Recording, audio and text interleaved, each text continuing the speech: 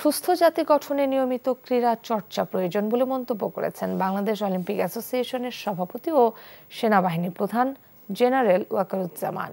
আন্তর্জাতিক অলিম্পিক কমিটির প্রতিষ্ঠাবার্ষিকী উপলক্ষে অলিম্পিক ডে উদ্বোধন করে একথা বলেন তিনি। অলিম্পিক ডে উপলক্ষ বের করা হয়েছে বিশেষ র্যালি। রাজধানীর শিশু একাডেমি থেকে শুরু হয়ে শিক্ষা ভবন, সচিবালয়ে, জিরো পয়েন্ট এবং জিপিও মোড় হয়ে জাতীয় স্টেডিয়াম সংলগ্ন রোলার স্কেটিং কমপ্লেক্সে এসে শেষ হয় বর্ণাঢ্য র্যালিটি। এতে বিভিন্ন ক্রীড়া ফেডারেশন, ক্লাব, পিকেএসপি, সেনা, নৌ ও বিমান বাহিনীর খেলোয়াড় সহ বিভিন্ন স্কুল কলেজের ছাত্রছাত্রী এবং বিভিন্ন সংগঠনের সংগঠকরা অংশ নেন। এর আগে পতাকা উত্তোলনের মধ্য দিয়ে অনুষ্ঠানের কার্যক্রম শুরু হয়। জাতীয় পতাকা উত্তোলন করেন বিওএ সভাপতি। এ সময় অলিম্পিয়ানদের সার্টিফিকেট প্রদান করেন সেনাপ্রধান।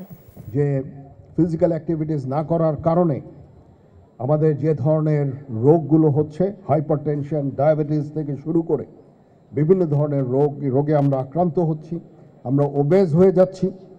আমরা যদি এরকমভাবে ফিজিক্যাল অ্যাক্টিভিটিসগুলো জারি রাখতে পারি তাহলে অবশ্যই আমরা আশা করব যে আমাদের যে ভবিষ্যৎ, যে প্রজন্ম, তারা অত্যন্ত সুস্থ থাকবে। বান্ডেল থাকলে প্রতি সেনমানিতে টাকা বাঁচবে। বিকাশ সেনমানি বান্ডেল কিনে জিতুন প্রতি লেনদেনে।